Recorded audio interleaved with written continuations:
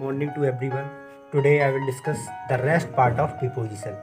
देखिए, पहले के वीडियोस में मैं डिस्कस कर चुका हूँ इन हैंड, एट हैंड का यूज कब किया जाता है, और थ्रू और अक्रॉस का यूज़, एंड फ्यू के तीनों पार्ट्स का यूज़, एंड लिटिल के तीनों पार्ट्स का use, and made of and made from का यूज। देखिए, काफ़ी हद तक का पार्ट कंप्लीट हो चुका है, अब बाकी का बचा इस वीडियोज में देखिए। देखिए, सबसे पहली बात आती है ऑफ एंड ऑफ का यूज। देखिए, ये इन दोनों का यूज अलग अलग सेंटेंसों में होता है, और इन दोनों का अर्थ जो मीनिंग है वो अलग अलग है, लेकिन देखने में काफ़ी हद तक सेम लगते हैं। ठीक है, तो इनका यूज कब कब होगा। देखिए, ये जो होता है ऑफ, ये इंडिकेट करता है रिलेशन, मतलब संबंध को व्यक्त करने के लिए ऑफ का यूज किया जाता है। Relation between other words.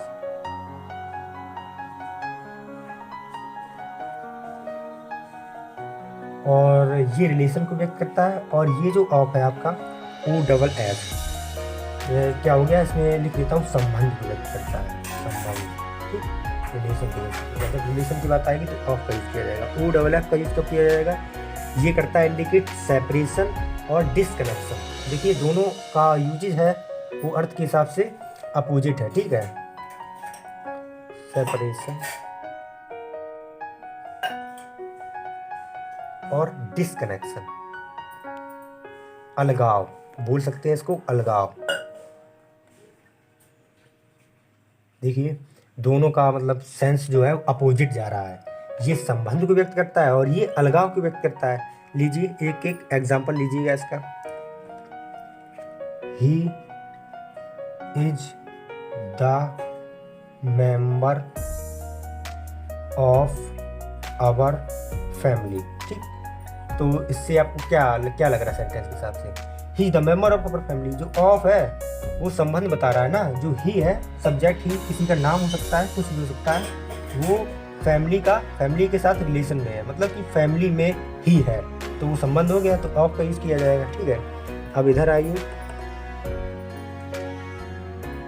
देखिए नेक्स्ट एग्जांपल लेते हैं, तो क्या आएगा, ही जंप ऑफ द टावर।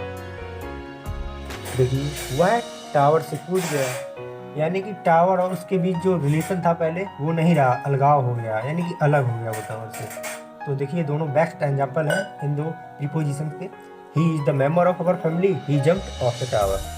देखिए, अब बात आती है बिटवीन की। देखिए, बिटवीन का यूज कब किया जाता है, ये होता है फॉर टू ऑब्जेक्ट या सब्जेक्ट या नाउन। ठीक है, फॉर टू मतलब दो के लिए यूज किया जाता है, या सब्जेक्ट हो या ऑब्जेक्ट हो या नाउन हो, दो की बात की जा रही है, कोई भी चीज़ डिस्ट्रीब्यूट करने की, तो या फिर बिटवीन हो या अमंग, दोनों का यूज डिस्ट्रीब्यूट में किया जाता है,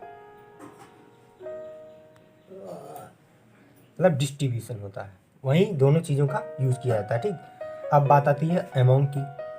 अमंग क्या होता है, मोर देन टू, जब दो से अधिक हो, क्या हो, दो से अधिक ऑब्जेक्ट, सब्जेक्ट या नाउन। ठीक, दो के लिए बिटवीन का यूज और दो से अधिक के लिए अमंग का यूज, साफ सीधी बात है। दो एग्जांपल ले लेते हैं। देखिए, एग्जांपल क्या है, he distributed his property, okay, between two sons. वह उसने अपने दो पुत्रों के बीच जमीन का बंटवारा कर दिया है, तो प्रॉपर्टी का बंटवारा हो गया दो सनों के बीच, तो क्या आ गया, बिटवीन। ठीक, अब इसी में आ जाइए, he distributed his property, okay, among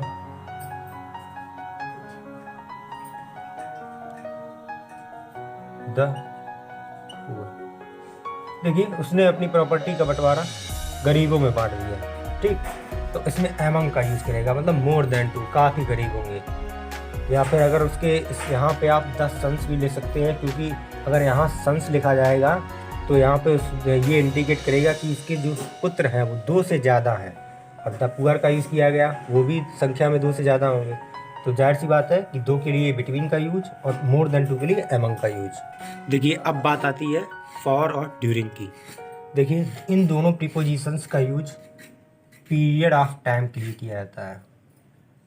period of time कैसा,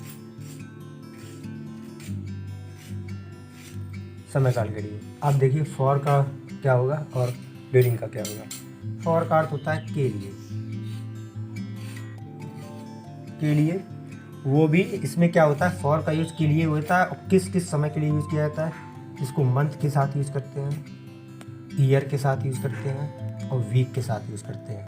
ये नहीं कि मंथ कौन सा हो, ये नहीं यूज करते हैं। ईयर कौन सा हो, मतलब मंथ लगाओ, ईयर लगाओ, वीक लगाओ, एटसेट्रा कुछ भी लगाओ ऐसी प्रकार का, तो उसमें फॉर का यूज करेंगे। और इसकी हिंदी क्या होती है, इसमें जो समय होता है, पीरियड ऑफ टाइम होता है, पीरियड ऑफ टाइम वो अनिश्चित रहता है। ठीक है, जो पीरियड ऑफ टाइम होगा वो अनिश्चित रहेगा, निश्चित नहीं रहेगा, सर्टेन नहीं रहेगा। मतलब पता ही नहीं रहेगा कि कितना समय था, मतलब आपको इंडिकेट कर दिया जाएगा मंथ था या ईयर था या वीक था, मतलब कुछ परफेक्ट टाइम से नहीं दिया जाएगा। तब ड्यूरिंग, ड्यूरिंग की आप हिंदी जानते होंगे, ड्यूरिंग की हिंदी होती है के दौरान। ठीक, इसकी हिंदी होती है के दौरान। अब आ जाइए ड्यूरिंग का, हमेशा ड्यूरिंग प्लस नाउन का यूज़ किया जाता है। ड्यूरिंग प्लस टाइम या नाउ मतलब सर्टेनिटी आती है, और ड्यूरिंग का उपयोग नाउन के साथ भी होता है। ठीक, अब एक एक एग्जांपल ले लीजिएगा, देखना। I have not seen you, ठीक, फॉर अ लॉन्ग टाइम। देखिए इसमें जो टाइम आपको बताया गया फॉर अ लॉन्ग टाइम, एक लंबे समय तक, तो ये क्या हो गया, अनिश्चित हो गया। ठीक है, मतलब अनसर्टेनिटी है, कोई वो नहीं है कि मतलब कितने समय तक, 1 साल, 1.5 साल, 2 साल, 5 साल, 10 साल, कुछ भी ले सकता है, तो फॉर का यूज हो गया। इधर आइए, your father come,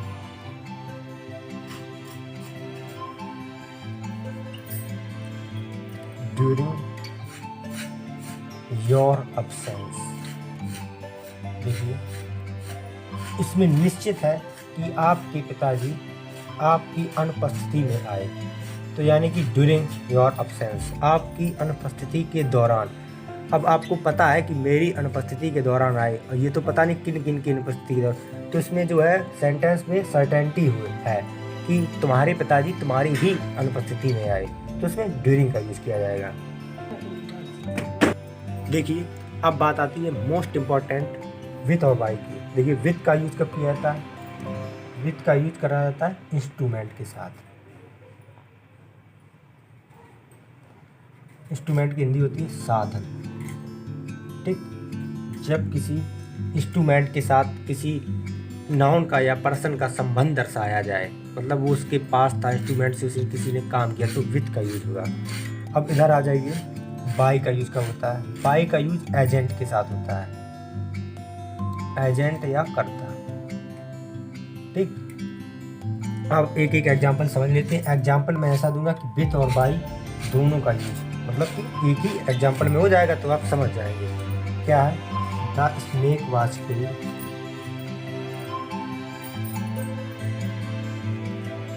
the snake was killed, ठीक, by him with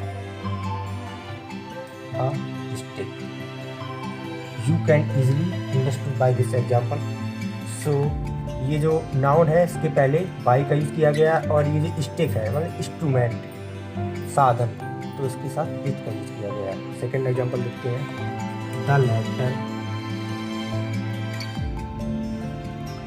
was written by Suresh with a pencil. देखिए आप लोगों ने देखा होगा जो वॉइस होता है पैसिव वॉइस, एक्टिव वॉइस, जब एक्टिव को पैसिव में चेंज करते हैं तो हमेशा पर्सन के पहले वाई का यूज़ करते हैं, वाई प्लस नाउन। ठीक है, ये दोनों वाक्य पैसिव में है, दोनों वाक्य पैसिव में है, तो इसमें पर्सन के साथ वाई का यूज किया गया है, समझ रहे हैं। और इसको आपको पता ही है, जो इंस्ट्रूमेंट होगा इसके साथ विथ का यूज़ करेंगे, तो अंडरस्टूड आप समझ सकते हैं आसानी से। देखिए यूज ऑफ इन का उपयोग होता है दिए गए समय में। इनका यूज कब होगा? दिए गए समय में। और विद इन का यूज कब होगा? समय सीमा के अंदर, दी गई समय सीमा के अंदर।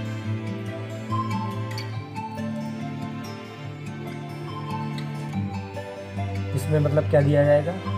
पीरियड ऑफ टाइम, मतलब कि टाइम का ड्यूरेशन दे दिया जाएगा। इसमें क्या दिया जाएगा? टाइम दिया जाएगा, यहाँ तक में कंप्लीट करना है तो करना है। और विद इन क्या होगा? कंप्लीटली, शर्तानुसार आपको इसी समय के अंदर किसी काम को करना है। देखिए इसमें मतलब क्या कहते हैं? लास्ट पॉइंट ऑफ व्यू है, लास्ट पॉइंट मतलब अंत ना अंत तक हो ही जाएगा। तो विद इन क्या? आप खुद जिम्मेदारी लेंगे, मतलब कंडीशनली बात होता है विद इन में, कंडीशनली सेंटेंस। ठीक, अब एग्जाम्पल देखिएगा। आई कंप्लीट द वर्क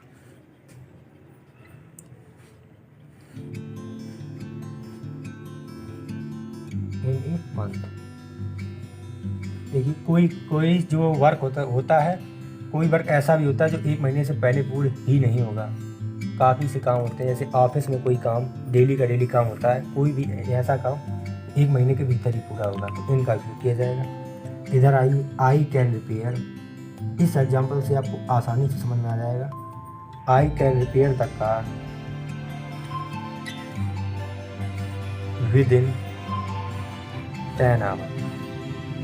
वो 10 आवर के भीतर ही भीतर, इस टाइम के भीतर ही भीतर आपकी कार रिपेयर कर देगा। मतलब कंडीशनल, उसने शर्त के अनुसार ये बात कहा है, तो इसमें विद इन का यूज होगा। आसानी से आप समझ गए होंगे। Thank you.